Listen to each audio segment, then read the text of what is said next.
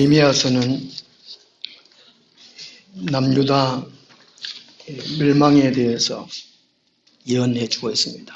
예레미야는 하박국, 스바냐와 같이 동시대에 활동을 했고요. 예레미야는 제일 오랫동안 선지자 역할을 감당했습니다. 예레미야의 이름의 뜻은 여호와께서 세우시다, 여호와께서 던지시다, 그런 뜻이라고 합니다. 오늘 본문 말씀은 그 위에 있는 26절 위에 있는 대로 유다를 심판하는 내용입니다. 26절에서 28절까지 제가 봉독하겠습니다. 도둑이 붙들리면 수치를 당한 같이 이스라엘 집 곧 그들의 왕들과 지도자들과 제사장들과 선지자들이 수치를 당하였느니라. 그들이 나무를 향하여 너는 나의 아버지라 하며 돌을 향하여 너는 나를 낳았다 하고 그들의 등을 내게로 돌리고 그들의 얼굴은 내게로 향하지 아니하다가 그들이 환난을 당할 때에는 이르기를 일어나 우리를 구원하소서 하리라. 너를 위하여 네가 만든 내 신들이 어디 있느냐? 그들이 네가 환난을 당할 때에 구원할 수 있으면 일어날 것이니라. 유다여 너의 신들이 너의 성수와 같도다. 아멘. 아멘 좀 하이소. 네.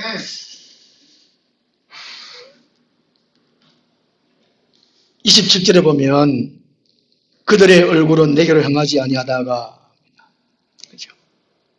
그들의 얼굴이 나무를 향하여 돌을 향하여 있죠. 오늘 제목을 너의 얼굴을 하나님께 향하라. 이 시간 우리 마음도 하나님께 향해야 되는 것이죠. 마음이 가는 대로 우리의 얼굴이 가기 마련입니다. 오늘 본 말씀은 남유다가 심판받는 이유입니다. 그 이유가 남유다 사람들이 그 얼굴, 그 마음이 하나님께로 향하지 아니하고 우상을 향했기 때문입니다. 그때 당시에 우상은 나무, 돌이지요. 오늘 주보 한번 앞면 한번 보겠습니다. 오늘 성령 강림절인데 성령 강림절 맞이해서 하나님께서 우리에게 성령 충만히 부어주셔서 우리 안에 거룩한 파괴가 이루어져야 합니다. 먼저 우리 자신에게 거룩한 파괴가 이루어져야 되는 거죠. 종말 때는, 마지막 때는 디모데후서 3장 1절에 보면 자기 자신이 우상이 되었다는 것이죠. 자기를 사랑하며 돈을 사랑하며 자랑하며 자기 자신이 다 우상됐다는 것이죠. 자기 자존심 상한다. 이게 좀 자존심 강한 사람들은 우울감으로 살아가고 자존심 약한 사람들은 열등감, 우울증이 다 빠졌던 것이죠. 오늘 우리나라에 이게 자신감이 없습니다. 거의 많은 사람들이 열등감에 빠져 있습니다. 남보다 못하다. 그게 자기 사랑이에요. 자기 사랑. 자기가 우상됐다는 것이 우상. 하나님이 그 안에 주인 되어 있으면 우울하지 않는다는 것이죠. 그죠? 예레미야 당시 때에 우상들이 그 밑에 보면 이제 제일 밑에 네 개가 우상이 있는데 제일 왼쪽에는 나무 우상입니다. 가장 오래된 거. 그 중간에는 이게 이제 바알 우상이죠. 남신, 가나안 땅인 남신. 또 옆에 있는 게 이게 아세라 우상. 그 옆에는 아데미 우상이죠. 위에 중간에 있는 게 부처상이죠. 아시아, 동남아 이런 데 우상 선기적이죠. 이런 우상들. 세상 사람들이 오늘날 성도조차도 그의 마음을, 얼굴을 하나님께로 향하지 않는다는 것입니다. 그래서 망한다는, 멸망시킨다는 것이지요. 제가 자꾸 이게 멸망시킨다, 멸한다, 이런 설교를 많이 하니까 구약 성경을 설교하지 마라 그래요. 근데 성경이 있으니까 그렇고, 특히 종말 때는 이 멸망하는 설교를 많이 해야 합니다. 왜냐하면 구약 성경 처음부터 아담과 하와가 범죄 이후에 심판을 선고하셨습니다. 하나님께서. 그리고 구약 성경 전체의 흐름 보면 심판은 다 심판 상태에 있어요. 예언서, 선지서는 거의 심판 내용입니다. 그런 가운데에 하나님이 구원하시는 것입니다. 하나님이 창조주, 통치자, 주인이시니까 이미 심판받은 세상에 구원하시고 안 하시고는 하나님 마음입니다. 우리가 구원받는 건 너무나 감사한 거예요. 일평생 감사. 뭐 주세요, 이거 주세요. 그 전에 감사만 해도 우리 생활은 다 채우지도 못할 것 같습니다. 예. 이게 최후의 심판이 남아있는데, 하여튼 마지막 때 이런 지금의 설교는 심판 설교를 많이 해야 될 것 같아요. 그리고 우리가 분명하게 하나님의 뜻을 깨닫고 준비하는 삶을 살아야 될 것 같습니다. 우리 마음 전부를 하나님께로 행해야 될 것 같습니다. 일반적으로 이 얼굴은 마음을 드러내는 표시. 서양 사람들 일반적으로 생각할 때에 얼굴은 마음을 드러내는 표시라는 것이죠. 마음의 감정이 얼굴로 드러납니다. 저도 얼굴의 표현이 거의 되지요.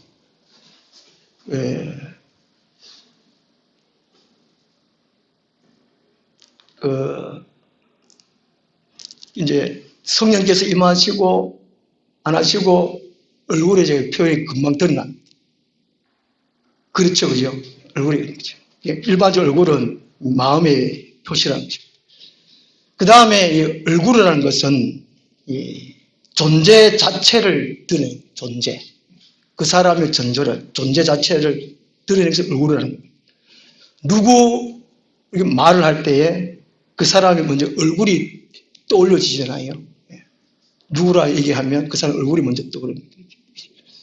우리 청소년 시절 때 얼굴 노래 많이 불렀는데 저는 동그라미 그리려다 무심코 그린 얼굴. 제가 연애할 때 박지선 얼굴 많이 그렸습니다. 얼굴은 존재 자체를 드러내는 것이죠. 성경에서 얼굴은 방향을 나타낸다는 것이죠. 자기가 추구하는 목표, 목적, 그 방향을 의미한다고 합니다. 또 한 가지는 지지, 스포트, 의지하는 것, 얼굴은. 누구를 의지하는, 누구를 사랑하는 게 지지하는 얼굴이. 또 성경에는 반대와 징벌을 의미한다는 것이죠. 얼굴이. 그리고 오늘 본문에서 우리의 얼굴을 하나님께로 향해 하는 이유를 말씀해 주고 있습니다. 우리 마음의 얼굴, 또 실제로 우리 얼굴을 하나님께로 왜 행해야 하는가? 첫째는 우리가 수치를 당하지 않아야 하기 때문이라는 것입니다. 아기가 태어나고 옹알이 할 때에 까꿍 하잖아요. 오르르 까꿍. 다 큰 초등학교 다니나 보고 오르르 까꿍 안 하잖아요. 할머니 보고 오르르 까꿍 했다가는 좀 그렇잖아요. 실상아 애들 할 때, 옹알이 할 때 오르르 까꿍 하는 것은 이제 그 애에게 존재, 그 엄마가 있다, 아빠가 있다, 할배가 있다, 이걸 이제 나타내 보여준다고 합니다. 그런데 그 애는 먼저 얼굴을 이게 보고 얼굴을 읽는다는 것이죠. 점점 이제 감정을 얼굴을 통해서 읽고, 그리고 나중에 이제 자기 수치를 표현하는 곳이 얼굴이라는 것입니다. 기쁨을 표현하든지 슬픔을 표현하든지 이게 얼굴이라는 것입니다. 오늘 26절 말씀 보면 도둑이 붙들리면 수치를 당한 같이 26절에 먼저 하나님께서 말씀하시는데 수치를 당하는 것을 의미하고 있습니다. 수치를 표현하는 것이 얼굴이라는 것이죠. 도둑이 붙들리면 수치를 당한다. 그래서 사람은 이 자신이 열심히 일하고 돈을 벌어서 먹고 사는 것이 정상입니다. 그런데 도둑질하는 것은 창피한 일이고 부끄러운 일이고 죄잖아요, 죄. 그래서 이스라엘 백성들이 도둑질한 것처럼 살았다는 것입니다. 택함받은 하나님의 백성이 하나님을 찾고 하나님을 배우고 말씀을 공부하고 기도하고 전도하고 하나님을 섬기는 생활이 당연한데 하나님을 등지고 우상 숭배했다는 것이죠. 가나안 땅에 이방 나라의 그 신들을 따라 얼굴을 향해서 같이 살았다는 것이죠. 얼마나 수치스러운 일인가 하는 것이죠. 오늘 같으면 자기 자신을 위해서 돈을 위해서 인기를 위해서 살아갔던 이스라엘 사람들, 이것이 이스라엘에게는 수치자라는 것입니다. 부끄러움이라는 것이죠. 그 26절 하반절에 보면 이스라엘 지도자급 네 부류를 말씀하고 있습니다. 그들의 왕들과 지도자들과 제사장들과 선지자들이 수치를 당하였느니라.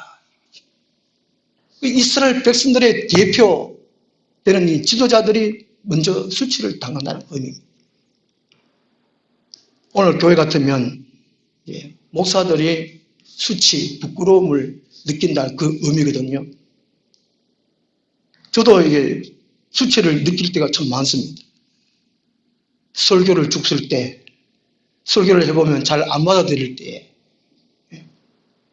죽을 때 이게 좀 수치를 느끼고, 그리고 맡은 바 임무를 잘 완성하지 못했을 때, 잘 못할 때 부끄러움을 느낍니다. 그리고 담당 부서가 부응되지 못할 때, 어떤 부서에 사역하고 있으면서 1년, 2년 지나면서 부응이 안 되면 참 고민이, 이 갈등입니다. 사표를 쓸까 말까. 이 고민 갈등이에요. 제가 교육목사 할 때에 아동부를 맡았습니다. 평균이 한 40명, 45명 정도 이렇게 출석을 했었어요. 해가 바뀌었습니다. 1년 동안 40명, 45명 이렇게 출석했죠. 부응이 안 되니까 부끄러웠습니다. 수치를 느꼈죠. 다음에 돼가지고 이제 부장님이 새로 바뀌어가지고 목사님, 원래 우리 아동부 목표를 80명으로 잡으시다. 속으로 가슴 덜컥 내려앉아요. 아이고, 이게 안 되는데. 요즘 세상이 붕이 됩니까? 그 장로님은 하자는 거예요. 해봅시다. 저도 어떨게는 이제 해봅시다 하고 걱정이 되는 거예요. 제가 이제 하나님 기도했지요. 하나님, 아동부 원래 목표를 80명이나 그러는데 제가 좀 두렵습니다. 하나님께서 지혜를 주시더라고요.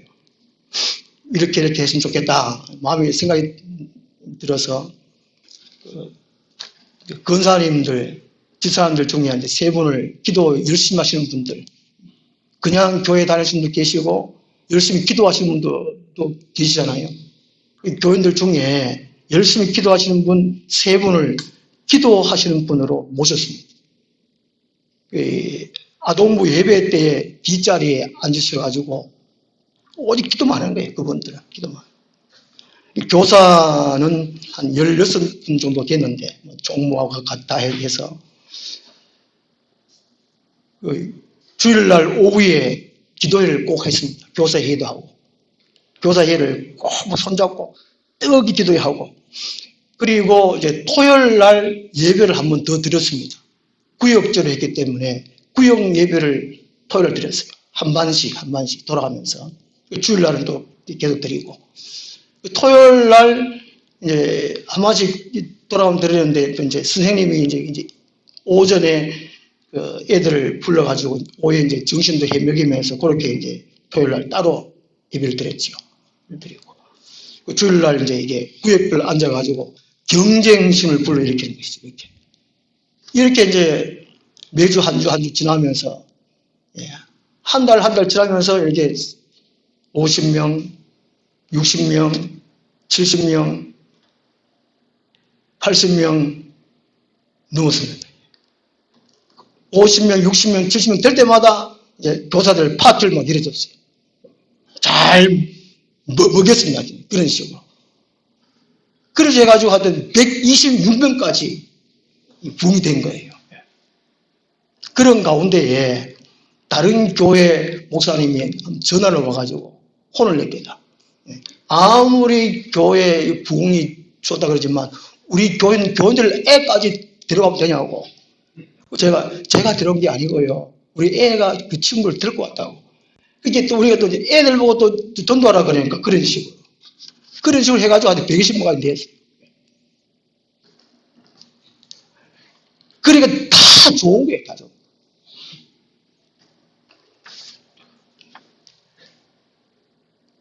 왜 이게 막히는 거예요. 하여튼 이제 제가 부끄러움을 느낀다는 것이 있어요. 수치를 느낀다는 겁니다. 26절 하반절에 이스라엘 지도자들이 부끄러움을 느끼는 것처럼 이를 감당하지 못할 때 그런 것처럼. 이스라엘의 이게 결국의 수치는 뭐냐면은 나라가 멸망하는 겁니다. 주권을 빼앗기는 것이지.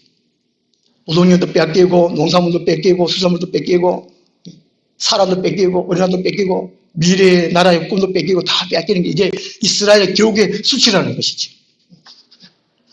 그것을 말씀해 주고 있습니다. 이스라엘 사람들이 하나님을 마음을 향하지 아니하고 하나님 뜻대로 살지 않고 결국에는 나라가 멸망하는 것. 이것이 이스라엘의 수치고 부끄러움이라는 것입니다. 이것을 오늘 우리들이 알아야 된다는 것입니다. 알아야 된다는 것입니다. 오늘날 우리 개인적으로 수치를 당하는 것은 죄악으로 인해서 영원한 유황불못에 떨어지는 것이 수치입니다. 우리 한 사람 한 영혼이 천국에 들어가는 것이 하나님의 기쁨이고 자랑인데 예수를 믿지 않아서 믿는 사람들조차도 하나님을 등지고 자기 마음대로 살아서 유황불못에 떨어지는 것이 개인적으로 수치라는 것입니다. 부끄러움이라는 것입니다. 요한일서 2장 28절에 보면 주님 안에 거하라 주 강림하실 때 부끄럽지 않게 하려 함이라 말씀하고 있습니다. 주님 안에 거하라는 건 뭡니까? 그 당시에 이제 AD 한 6, 70년경, 80년경에 요한 1서 2서를 썼는데요. 예수님을 믿고 교회 생활을 오래 했습니다. 한 30년, 40년 해도 주님께서는 오시지 아니하고 다른 뭐 특별한 일도 없고 무슨 뭐 대박나는 일이 없고 소공되는 일이 없고 그러니까 얼마나 교회 왔다 갔다 하고 그냥 예우만 드리고 왔다 갔다 하니까 얼마나 이 종교생활인가 얼마나 갈등이 있었겠습니까? 그 교회를 떠나는 사람들이 많았다는 것이지. AD 한 80년경 그 당시에 그래서 이제 사도 요한은 요한일서 2장 28절에 주님 안에 가라. 주님 안에 가라는 것이 뭡니까? 연결, 공부 연결. 주님과의 끊임없는 교제 생활을 하라는 것입니다. 세상 생활만 하다가 먹고 사는 일만 하다가 잘 되기를 원하고 그러면서 주님은 안 오시고 늘 이게 무언가 재밌는 일도 없고 이러니까 그러면 교회를 떠나고 예수님 떠나면 결국에는 수치를 당한다는 것이지. 지옥에 떨어질 수밖에 없다는 것입니다. 그래서 사도 요한이 건면하는 것이지요. 주님 안에 가라. 어느 분의 모사님 말씀 같으면 손에 잡히는 것이 없고 눈에 보이는 거 없고 귀에 들리는 거 없어도 꾸준히 신앙생활 열심히 하는 거예요. 우리의 마음을 우리 얼굴을 하나님께로 향해서 교제를 나누는 것입니다. 이스라엘 백성들이 왜 이렇게 망했냐 26절 말씀처럼 결국에는 이스라엘 망하는데 꼭 수치를 당하는데 그들의 마음이 하나님을 향해서 당하지 않았다는 것입니다. 오늘 우리들이 이 세상 사람들이 수치를 당하지 않게 하는 것 곧 지옥에 떨어지는 수치를 당하는 것인데 예수님이 그 수치를 다 감당하셨습니다. 마태복음 26장, 27장에 보면 예수님께서 로마 군병들에게 잡히고 또 대제사장들에게 신문을 받고 빌라도에게 신문을 받고 또 군병들에게 희롱을 조롱을 당하고 예수님 얼굴에 침을 뱉음을 당하지요. 예수님이 고난을 당하시고 희롱을 당하고 조롱을 받고 수치를 받는 것은 이사야서 53장 5절에 보면 평화를 누리게 하고 우리의 질병을 낫게 하시려고 우리의 죄를 담당케 하시려고 예수님께서 그렇게 하시다고 해요.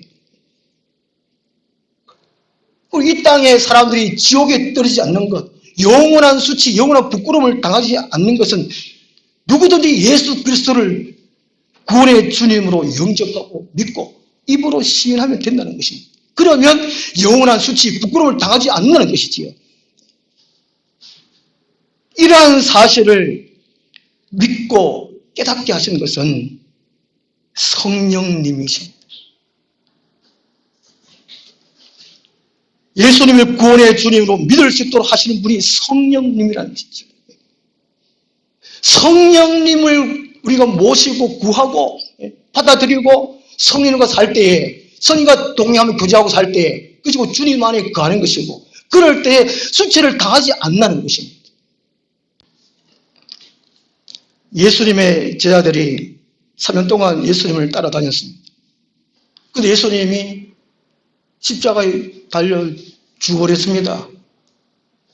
그리고 40일 동안에 이 땅에 계시다가 부활하시고 이 땅에 계시다가 사라져버렸어요. 그 제자들이 얼마나 실망했겠습니까? 그 얼굴이 얼마나 침통했겠습니까? 고향으로 돌아가려니 아무것도 없는데 완전 빈털터리인데 고향 돌아가려면 금이 한양해야 되는데 뭔가 성해가 들어가야 되는데 고향으로도 못 들어가고 그럴 때에 예수님께서 말씀하잖아요. 예루살렘에 떠나지 말고 아버지께서 분부하시는 그것을 약속하신 것을 받기 위해 기다리라. 오순절날 성령이 임했지요. 제자들이 120명이 같이 열심히 전혀 오직 기도함으로 성령의 충만을 받고 그럴 때 예수님의 제자들의 얼굴이 피었어요. 우리 이 땅 살아갈 동안에 부끄러움을 당하지 않으려면 항상 하나님을 찾고 구해야 됩니다. 역대상 16장 11절에 여호와 그의 능력을 구할지어다 항상 그의 얼굴을 찾을지어다 말씀하고 있습니다. 대전서 5장 16절에서 18절 말씀을 보면 항상 기뻐하라 쉬지 말고 기도하라 범사에 감사하라 이런 그리스도 예수 안에서 늘 향하신 하나님의 뜻이라고 말씀하게 주고 있습니다. 우리가 수치를 당하지 않기 위함이라는 것이지. 우리가 평상시에 우리의 마음을 요 하나님께로 향해 하는 이유가 바로 거기에 있다는 것입니다. 그 다음 두 번째로 우리의 얼굴을 하나님께 향해 할 이유가 다가올 환난을 대비할 수 있기 때문입니다. 27절 말씀 보시면 이스라엘 백성들이 그들의 얼굴을 나무를 향해 가지고 너는 나의 아버지라 하고 돌을 향해서 너는 나를 낳았다 하고 이렇게 살다가 결국에는 그들이 환난을 당할 때는 이르기를 일어나 우리를 구원하소 하리라. 세상의 마음을 향하고 세상의 가치관 따라 살아가면 환난을 당할 수밖에 없다는 것이죠. 어려움을 당할 수밖에 없다는 것입니다. 하나님께서 어려움을 주어서 그들의 얼굴을 하나님께로 향하도록 한다는 것입니다. 오늘날 서양 사람들은 얼굴에 관심이 참 많습니다. 성형 수술을 하는 나라가 우리나라가 제일 1위라 그러죠. 제일 얼굴을 제일 수술 많이 한다 그러죠. 얼굴을 수술한다 해가지고 미래를 환난을 오는 미래를 대비할 수 있느냐? 결코 그럴 수 없습니다. 우리의 앞날은 환난이 계속적인 문제투성입니다. 요한복음 16장 33절에도 예수님께서 말씀하십니다. 세상에서는 너희가 환난을 당하나 담대하라 내가 세상을 이겨노라.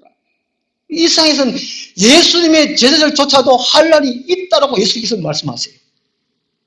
그런데 환난을 이길 수 있는 방법은 예수님을 바라보라는 것입니다. 세상을 이긴, 환난을 이긴 예수님, 그분을 바라보고 살아라는 것이죠.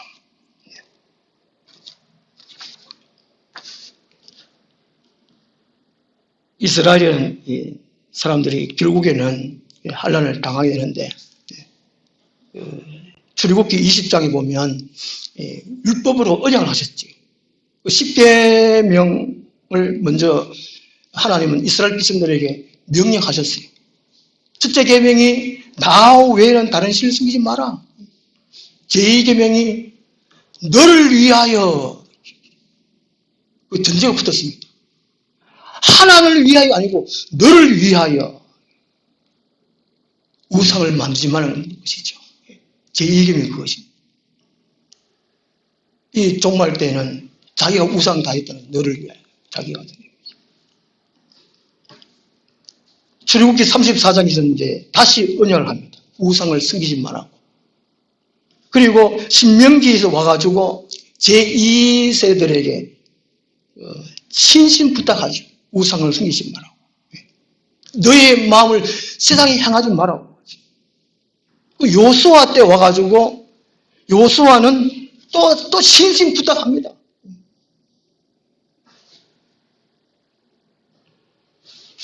신명기 31장 우리 한 말씀 찾아보겠습니다. 신명기 31장.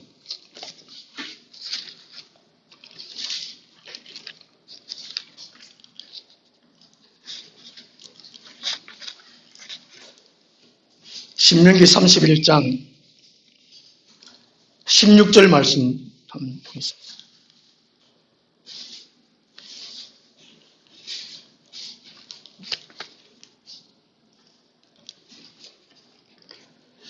(16절에서) (18절까지요) 우리 한번 같이 한번 읽겠습니다.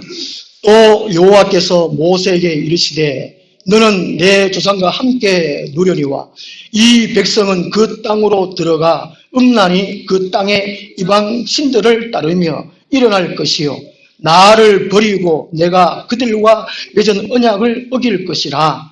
내가 그들에게 진노하여 그들을 버리며 내 얼굴을 숨겨 그들에게 보이지 않게 할 것인즉 그들이 삼킴을 당하여 허다한 재앙과 환난이 그들에게 임할 그때에 그들이 말하기를 이 재앙이 우리에게 내림은 우리 하나님이 우리 가운데 계시지 않은 까닭이 아니냐 할 것이라.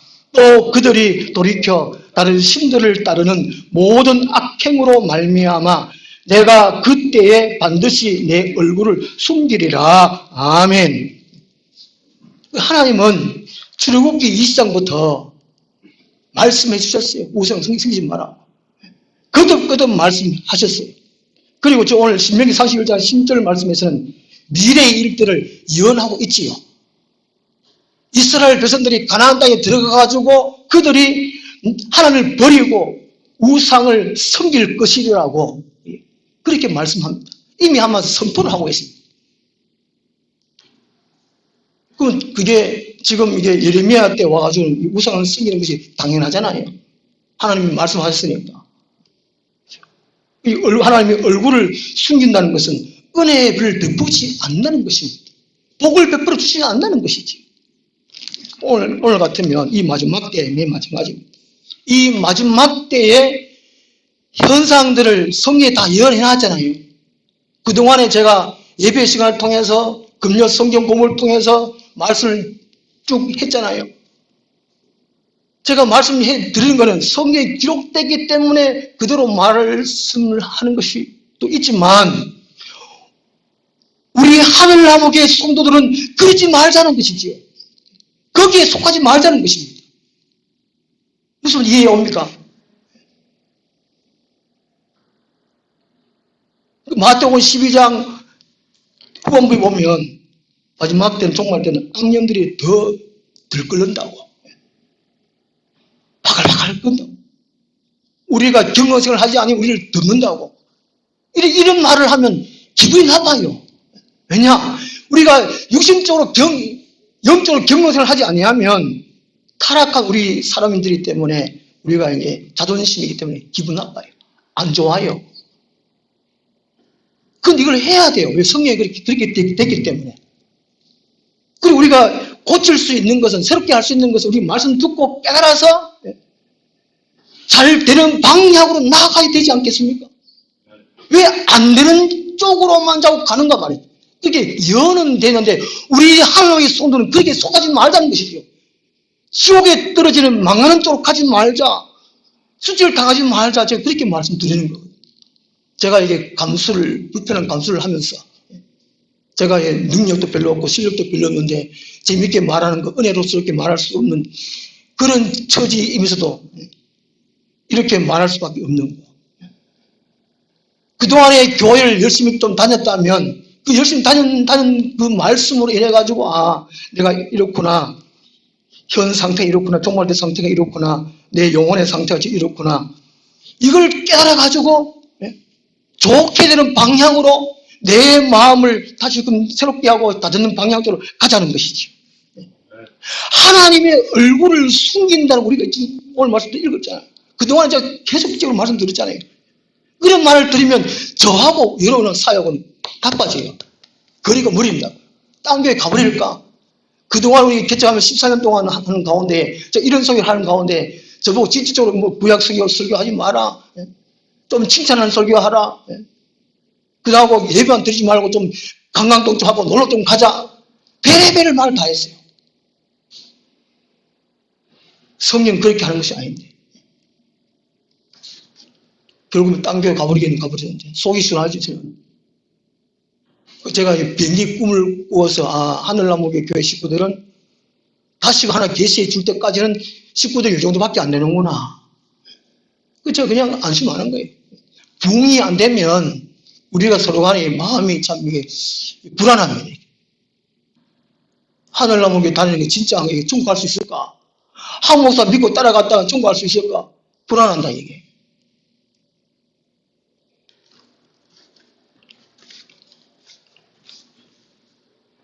이스라엘 백성들은 구약 성에서 이미 선배들로부터 말씀을 쭉 들어왔음에도 불구하고 그렇구나. 미래가 이렇게 되는구나. 그럼 알았으면 거기에 맞게끔 회개하고 준비하고 대비를 해야 되는데 그렇지 못해서 결국에는 망한다는 것이죠. 지금 예레미야 2장에서 유다가 심판받으리라 이게 예레미야가 선포를 하잖아요. 지금은 망하지 않았어요, 지금은. 근데 이렇게 망하게 되라는 거예요. 그러면 예레미야의 설교를 듣고 자기들이 가슴을 찢고 회개하고 하나님 살려주세요 이렇게 돌아와야 되잖아요. 지금으로서는 그래요. 예레미야 당시 때는. 그죠? 근데 뒤에 가면 예레미야를 막 돌로 쳤어요. 그럼 네가 말하는 것이 하나님이 진짜 좋느냐? 네가 진짜 선지자냐? 막 욕을 하고 막 그랬다는 것이죠. 예레미야를 잡아가지고 막 구덩이에 집어넣고 그랬다는 것이죠.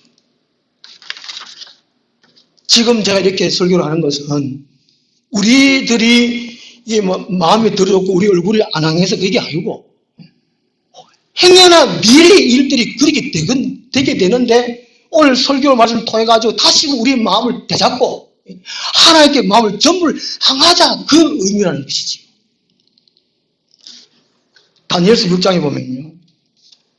다니엘이 이제 페르시아 제국 가운데에 이방 나라죠. 피지배 지배하는 국에 이제 들어가서 총리로 있습니다. 총리로 이제 일을 하면서 다른 총리들, 다른 고관들보다가 일을 지혜롭게 민첩하게 잘 합니다. 그러니까 아주 시기하죠. 질투합니다. 그래서 이제 여기 다니엘을 제거해야 되겠다는 여기 이렇게 이제 시기하는 사람도 있었습니다. 그래서 다른 고관들이 어떻게 하면 다니엘을 이 총리의 자리에서 내려오게 할 수 있지, 또 이 다니엘을 죽일 수 있지. 그렇게 하다가 보니까 다니엘을 보니까 말하는 거나 행동하는 거나 일 처리하는 거나 흠이 하나도 없었어요. 흠이. 그래서 자기들이 이제 일을 꾸미지요. 다리오 왕에게 이제 건의를 합니다. 왕이시여, 이제부터 왕 외에는 다른데 기도하거나 무엇을 구하면 다 사자굴에 집어넣기로 합시다. 다리오 왕이 그래 좋다. 그렇게 하자. 그리고 다리오 왕이 전국에 조서를 내립니다. 지금부터 다리오 왕 외에는 다른데 절하고 예배하고 그런 거는 다 이제 사자굴에 집어넣는다. 이 조서를 다 내렸어요. 그 다니엘은 그것을 알았습니다. 알면서도 다니엘서 6장에 보면 다니엘은 예루살렘을 향하여 족을 향하여 하는 거죠. 하나님의 성전이 계신 곳 그곳을 향하여 마음을 향했다는 것이 얼굴을 향했다는 것입니다. 창문을 열고 전에 하던 대로 하루 3번씩 무릎을 꿇고 기도하며 그의 하나님께 감사했더라 말씀하고 있습니다.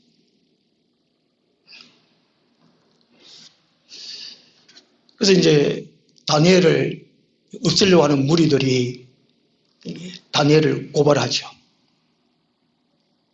결국에는 이제 다니엘이 사자굴에 집어 던져 죽임을 당합니다.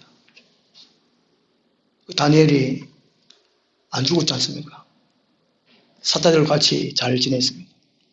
다리오 왕은 그 다음날 이제 굴에 가가지고 사자굴에 가가지고 하나님의 살아계신 하나님 종 다니엘아 괜찮느냐? 왕이시여 걱정 마소서. 나는 지금 살아있습니다. 그 다리오 왕이 다니엘을 고발한 자들을 그 식구들 같이 다 사자굴에 집어넣어라. 다니엘을 고소하던 그 사람들, 가족들, 사자굴에 땅에 닿기 전에 사자들이 다 삼켰다. 이 다니엘처럼 미래를 준비할 수 있어요. 좀 전에 말씀드렸지만 구약 성령은 거의 심판에 관한 내용입니다. 인간이 하나님께 불순종해서 심판받은 상태에 쭉 얘기를 하고 있습니다. 그리고 최후 심판이 있을 것을 예언을 해주고 있습니다. 구약 성경에 이미. 그리고 마가복음 13장 24절을 보면 예수님께서 종말 때에 마지막 때에 이런 일들이 있으리라 예수님께서 이런 예언을 해주셨어요. 그리고 예수님께서 하신 말씀이 마가복음 13장 23절에 너희는 삼가라. 조심해라는 것이지. 말씀을 생각하면서 미래를 준비하라는 것이 삼가라. 내가 모든 일을 너에게 미리 말하였노라. 말씀입니다. 그 마지막 때 일들 예수님께서 미리 말씀 다 해주셨다는 것이죠. 오늘 우리의 얼굴, 우리의 마음을 하나님께 향해야 한다는 것입니다. 한란인 계속적으로 있고 최후의 심판이 있다는 것입니다. 그리고 예수님께서 이미 그걸 다 말씀해 주셨어요. 그때에 누가 구원을 받을 수 있느냐는 것이죠. 예레미야 2장 28절 말씀 보면 너를 위하여 네가 만든 네 신들이 어디 있느냐? 그들이 네가 한란을 당할 때 구원할 수 있으면 일어날 것입니다. 마음 전부 우리가 예수를 믿는다고 하지만 마음 전부 하나님께 향하지 않을 때는 이 심판 때에 구원받을 사람이 과연 몇 명이나 되겠다는 것이죠. 구원받을 수 없다는 것입니다. 마음 전부를 하나님께 향하는 사람이 구원을 받을 수 있다는 것이죠.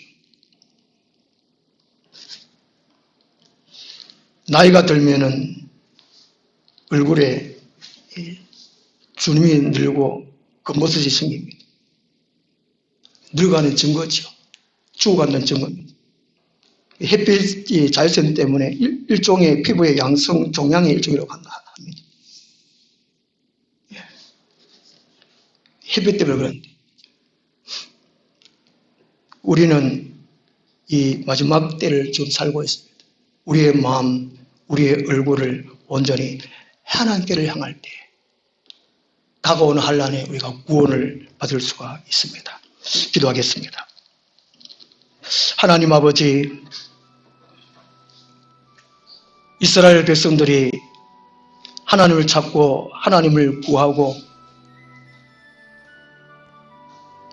그렇게 할 때 살아가야 한다 말씀을 들었음에도 불구하고 그들의 얼굴을 세상의 온갖 우상들을 향하다가 결국에는 망했음을 우리에게 말씀하고 있습니다.